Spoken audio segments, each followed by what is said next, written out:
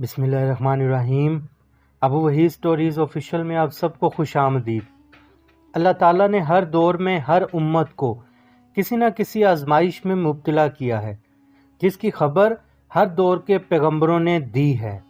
ایسے ہی ایک فتنہ اور درندہ صفت قوم امت محمد صلی اللہ علیہ وسلم کے دور میں خروج ہوگی، جس کے ظاہر ہونے میں کوئی شک نہیں ہے۔ حضور اکرم صلی اللہ علیہ وآلہ وسلم نے اس فتنے کی خبر بہت وضاحت کے ساتھ دی ہے۔ اس فتنہ قوم کا نام یاجوج اور ماجوج ہے۔ اس فتنے کی خبر نہ صرف جناب رسول اللہ صلی اللہ علیہ وآلہ وسلم نے دی، بلکہ اس کا ذکر تورات اور انجیل میں بھی تھا۔ وہاں اس قوم کو گوگ اور ماگوگ کہا گیا ہے۔ دراصل یاجوج اور ماجوج حضرت نوح علیہ السلام کی اولاد کے تیسرے بیٹے یافس کی اولاد میں سے ہے۔ یہ لوگ شمالی مشرق ایشیا میں زندگی بسر کرتے تھے اور ہمیشہ اپنے آس پاس حملے کر کے بربادی کرتے تھے۔ ان کی آبادی چین سے لے کر شمالی ترکستان تک پھیلی ہوئی تھی۔ روایت میں آتا ہے یاجوج ماجوج بنی آدم میں سے ہیں۔ اگر انہیں دنیا میں چھوڑ دیا جائے تو یہ تباہی مچا دیں گے اور لوگوں کی زندگی تباہ کر دیں گے۔ پھر ان میں سے تب تک کوئی نہیں مرتا جب تک اس کے بچے 1000 کے قریب یا اس سے زیادہ نہ ہو جائیں۔ ان کے چہرے کسی ڈھال پہ تہ لگی کھال کی طرح ہیں۔ یہ لمبے قد کاٹ کے لوگ ہیں جو صنوبر کے درخت کی مانند ہیں۔ یہ جس جاندار کے پاس سے بھی گزریں اسے کھا جاتے ہیں۔ یہ موسم بہار میں نکل کر سبزہ کھاتے ہیں اور صرف اسی وقت یہ اپنے غاروں سے نکلتے ہیں۔ ان کے پنجے اور دانت درندوں کی طرح ہیں۔ ہزاروں سال پہلے زمین پر اللہ کے ایک نیک بندے کی حکومت تھی جنہیں ذوالقرنین کے نام سے جانا جاتا تھا۔ اللہ تعالیٰ نے ذوالقرنین کو زمین کے بہت بڑے حصے پر حکومت عطا فرمائی۔ آپ نے مشرق سے مغرب تک کا سفر بھی کیا تھا۔ بعض مورخین کے مطابق قرآن کریم میں جس ذوالقرنین کا ذکر آیا ہے، دراصل وہ ایران کا بادشاہ خورس تھا، جسے سائرس بھی کہا جاتا ہے۔ جب ذوالقرنین نے سفر شروع کیا تو آپ کے سفر میں ترکستان بھی آیا۔ یہ علاقہ 2 بڑے پہاڑوں کے درمیان تھا اور پہاڑوں کے دوسری طرف یاجوج ماجوج رہا کرتے تھے۔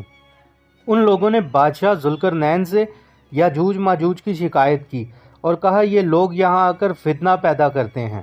لہٰذا بادشاہ ذوالقرنین نے لوگوں کی شکایات سن کر وہاں ایک مضبوط دیوار کھڑی کرنے کا حکم دیا، جو پگھلے تانبے اور لوہے اور سیسے سے بنائی گئی تھی۔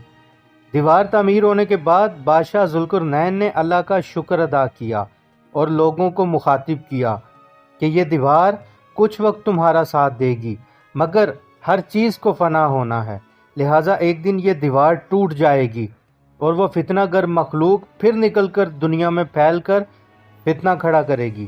جیسا کہ اللہ تعالیٰ نے قرآن کریم میں ارشاد فرمایا، جیسا کہ یاجوج ماجوج کھول دیے جائیں گے اور وہ ہر بلندی سے دوڑتے ہوئے آئیں گے اور سچا وعدہ قریب آ لگے گا۔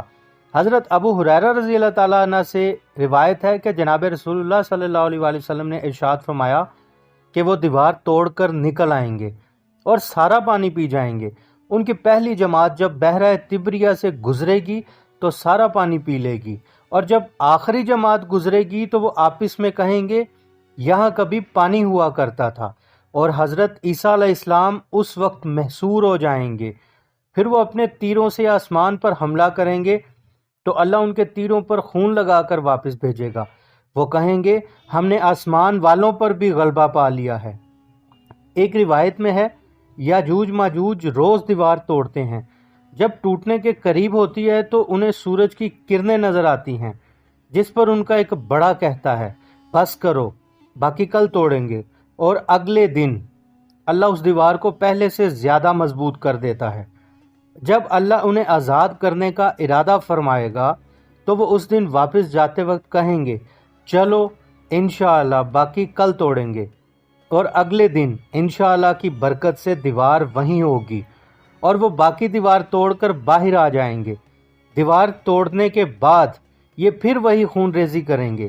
یہ سب قرب قیامت کے قریب ہوگا۔ حضرت عیسیٰ علیہ السلام ان کی ہلاکت کی دعا فرمائیں گے، جن سے ان کی گردنوں میں اللہ کیڑے پیدا کر دے گا اور یہ فوراً مر جائیں گے۔ پوری زمین پر ان کی لاشیں ہوں گی اور زمین پر بدبو کی وجہ سے تعفن پھیلنے لگے گا، تو اللہ تعالیٰ خاص قسم کے پرندوں کے غول بھیجے گا جو ان کی گلی سڑی ہڈیاں اور ماंس اپنی چونچ میں دبا کر لے جائیں گے۔ یوں ان کا خاتمہ ہوگا۔ اللہ تعالیٰ ہم سب کو ان کے فتنے سے محفوظ رکھے۔ لائک سبسکرائب کرنا مت بھولیں۔ اپنا بہت خیال رکھیں۔ کامنٹ کر کے فیڈ بیک کریں۔ اللہ حافظ۔